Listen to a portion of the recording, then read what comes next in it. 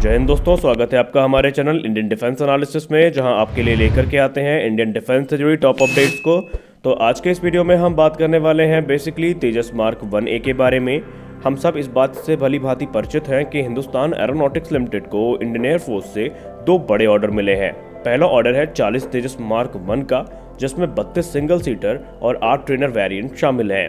दूसरा बड़ा ऑर्डर जो मिला है वो है 83 तेजस मार्क 1A जेट्स का, जिसमें 73 सिंगल सीटर वेरिएंट और 10 ट्रेनर एयरक्राफ्ट शामिल हैं।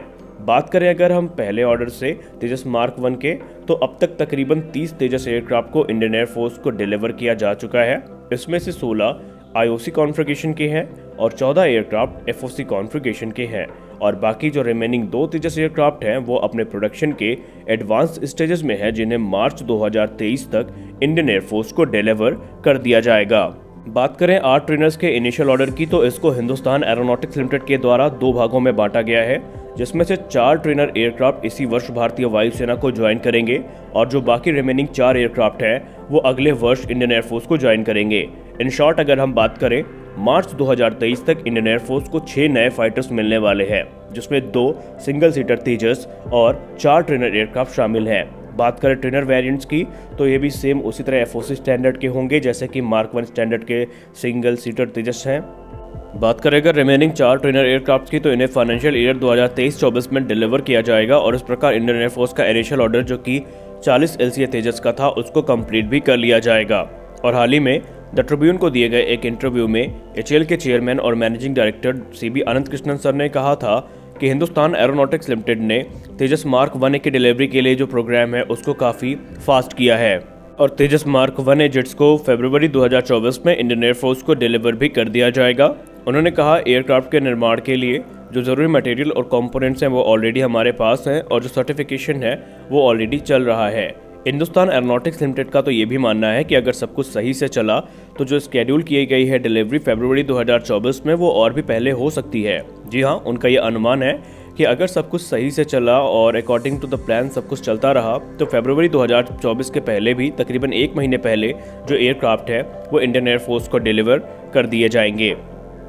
बात करें तेजस मार्क 1A की पहली उड़ान की, तो हिंदुस्तान एरोनॉटिक्स लिमिटेड ने सीरियल प्रोडक्शन नंबर SP25 तेजस मार्क 1 को अपग्रेड किया है मार्क 1A लेवल पर, और इस एयरक्राफ्ट ने सीक्रेटली अपनी पहली उड़ान जो है वो 20 मई 2022 को ही आयोजित कर ली है।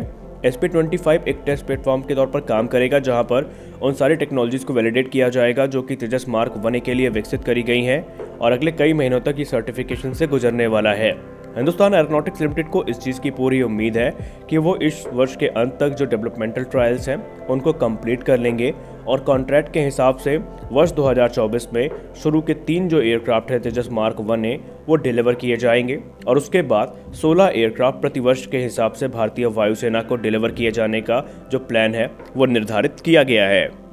अगर बात की जाए हिंदुस्तान एरोनॉटिक्स लिमिटेड की प्रोडक्शन कैपेबिलिटी की, तो जो इनिशियल प्रोडक्शन कैपेबिलिटी है हिंदुस्तान एरोनॉटिक्स लिमिटेड की वो 8 एयरक्राफ्ट प्रति वर्ष की है, लेकिन एडिशनल जो कैपेसिटी है वो भी अवेलेबल है।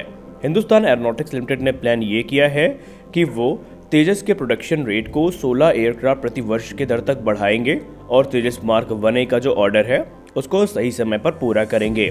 उनका ये भी कहना है कि अगर हिंदुस्तान एरोनॉटिक्स लिमिटेड को एडिशनल एक्सपोर्ट ऑर्डर मिलते हैं तो डोमेस्टिक और एक्सपोर्ट की रिक्वायरमेंट को पूरा करने के लिए वो प्रोडक्शन रेट को 24 एयरक्राफ्ट प्रति वर्ष की दर तक बढ़ा सकते हैं। जी हाँ, और इसके लिए भले ही उन्हें एडिशनल जो इन्वेस्टमेंट है वो अपने जो प्रोडक्शन लाइन है उसमें क्यों ही ना करना पड़े, लेकिन वो ये जो 24 एयरक्राफ्ट प्रति वर्ष की दर है उसको आसानी से प्राप्त कर लेंगे।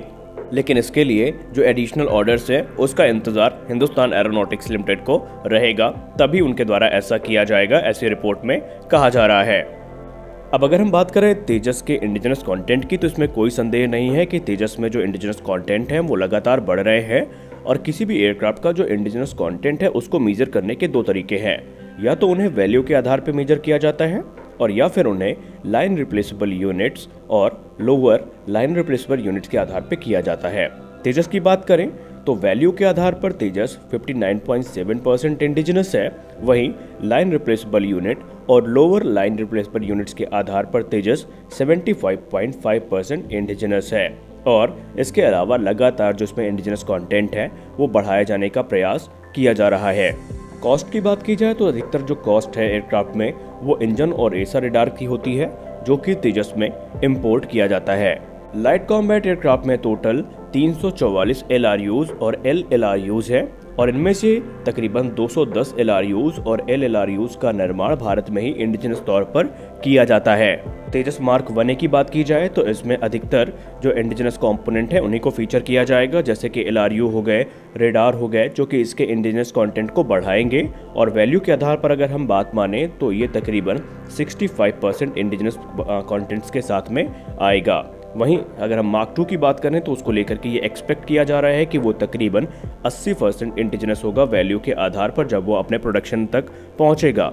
तो इस वीडियो में हमने बात की तेजस मार्क 1A के बारे में, हमने कुछ ज़रूरी जानकारियां भी प्राप्त करी और हमने ये भी जाना कि कैसे तेजस मार्क 1A अपने स्केड्यूल के पहले इंडियन एयरफोर्स को ज्वाइन कर सकता है। तो हम आशा करते हैं कि हमारा आज का वीडियो आपको अच्छा लगा होगा।